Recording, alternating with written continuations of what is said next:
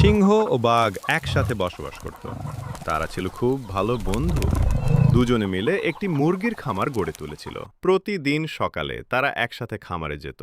সিংহ গম ছড়িয়ে দিত আর বাঘ খাবারের ঝুড়ি ধরে রাখত।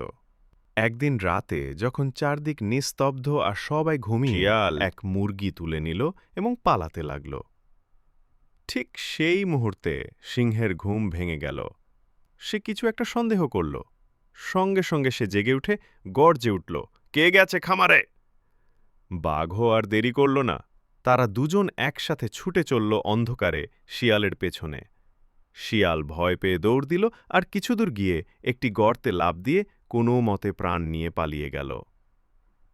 সিংহ ও বাঘ থেমে গেল। তারা ফিরে এলো খামারে। মুরগিরা একটু আতঙ্কিত ছিল।